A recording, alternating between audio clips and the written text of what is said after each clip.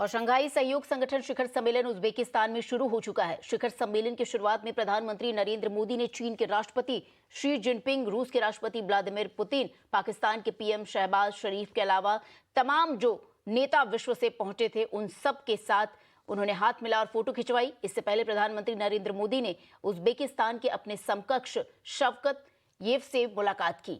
इस बीच सभी की निगाहें आपको बता दें पीएम मोदी और रूस के राष्ट्रपति व्लादिमीर पुतिन के बीच होने वाली महत्वपूर्ण द्विपक्षीय मुलाकात पर टिकी हुई है। और हमारे साथ मारूफ जी इस वक्त जुड़ गए हैं, विदेशी आपको बता दें स्ट्रेटेजिक अफेयर्स एक्सपर्ट है। मारूफ जी, ये शिखर सम्मेलन, तमाम नेता हाथ मिलाना, बातचीत करना, अभिवादन करना तो सामान्य सी बात है, लेकिन सबसे महत्वपूर्ण बात है कि रूस के राष्ट्रपति व्लादिमीर पुतिन से जब द्विपक्षीय बातचीत होगी तो क्या उसमें यूक्रेन का मुद्दा उठेगा, और दूसरी तरफ वहीं क्या चीन के जो राष्ट्रपति हैं शी जिनपिंग, हालांकि उनसे मुलाकात अभी संभावित है, क्लियर नहीं है, तो ये दो बातें, बड़ी बातें भारत के सामने होंगी। किस हिसाब से प्रधानमंत्री नरेंद्र मोदी इन दोनों, अगर दोनों बैठकें होती हैं तो कैसे संभालेंगे? देखिए, ये आपका सवाल है, ये सबके दिमाग में यही सवाल है कि आगे अब क्या होगा भारत और रूस के बीच में और भारत और चीन के बीच में। रूस के साथ हमारे ऐतिहासिक तौर से संबंध अच्छे रहे हैं, तो रूस के साथ तो पुतिन साहब के साथ मोदी जी की जो बैठक होगी, बातचीत होगी, उसमें यूक्रेन का मुद्दा आएगा, लेकिन अमेरिका और यूरोप की तरह भारत रूस को कोई लेक्चर नहीं देगा यूक्रेन के ऊपर। भारत का पहले से ये विचार है कि यूक्रेन का मसला जो है एक यूरोप की लड़ाई है और यूरोप के देश मिलके ही रूस के साथ बातचीत करके इसका हल निकालें। भारत ने खाली इतना बोला है कि इसका हल निकालने के लिए आपको बातचीत में ज्यादा जोर देना पड़ेगा। यूक्रेन से जुड़े हुए 2-3 मुद्दे और हैं जिसमें भारत का इंटरेस्ट है। पहली बात यह है कि रूस से क्या भारत और तेल और गैस लेगा कि नहीं।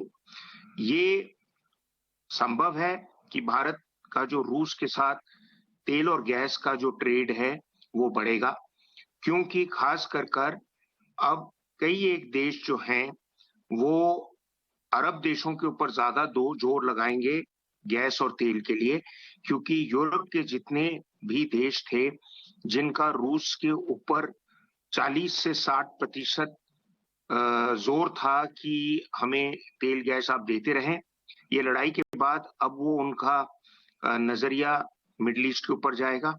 तो भारत को रूस से तेल और गैस लेना पड़ेगा अपनी खुद की रिक्वायरमेंट पूरी करने के लिए। दूसरी बात यह है कि रूस और भारत की रिश्ते ऐतिहासिक तौर से हथियारों के ऊपर और मिलिट्री इक्विपमेंट के ऊपर रहे हैं, उसमें कोई रुकावट नहीं आएगी। जो भी रूस से बातचीत चलती रहेगी अमेरिकी दबाव के बावजूद। और तीसरी बात यह है कि भारत ये देखना चाहेगा कि रूस चीन की तरफ कितना और अपना रुख बदल रहा है, क्योंकि चीन के साथ हमारे रिश्ते अच्छे नहीं है।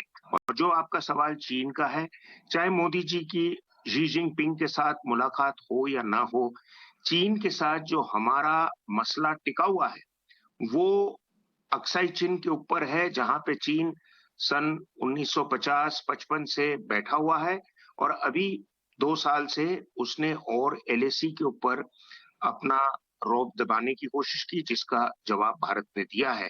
और ये मसला एक मीटिंग में खत्म नहीं होगा। इसमें आपने देखा है कि 14 मीटिंग हो चुकी है बॉर्डर टॉक्स के ऊपर और धीरे धीरे बात बढ़ती जा रही है, लेकिन उतनी ही बढ़ेगी जितना चीन आपको आगे बढ़ने देगा।